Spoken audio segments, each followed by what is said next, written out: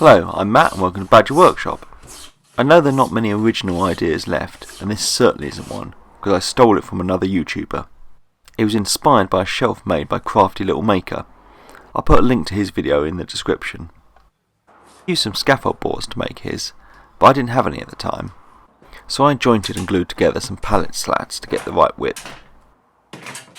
I cut all the boards the same width on the table saw, then took them to the planer, where I got them all the same thickness, and it also does a good job of cleaning up the boards.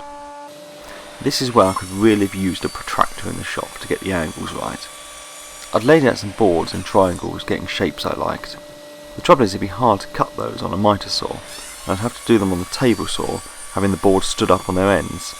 I didn't want to have to do that, and in the end I found out that if I cut everything at the 30-degree angle, I quite liked the look.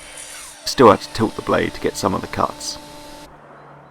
I decided to put it all together with some wood glue and some brad nails.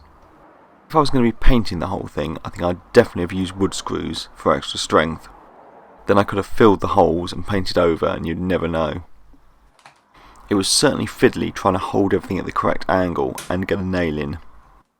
I could have used an extra pair of hands, but then I don't think anyone would want to hold bits of wood as I shoot nails into them. As soon as I started attaching the mountains to the base, it started to feel a lot stronger. In the UK, we have the highest mountain in England, Wales and Scotland, and we call them the Three Peaks, so I've done 3 peaks on my shelf. I've only ever climbed one of them, but maybe staring at this every day on my wall will inspire me to get up and do it. I have friends that have done all 3 in 24 hours for charity, but I was thinking maybe a bit more of a leisurely pace.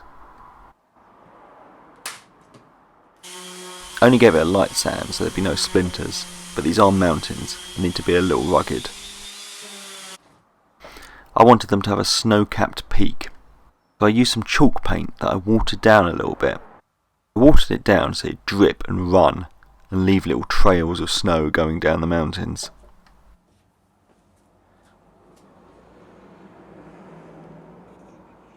When the paint had dried, I gave it a coat of some hard wax oil for some protection.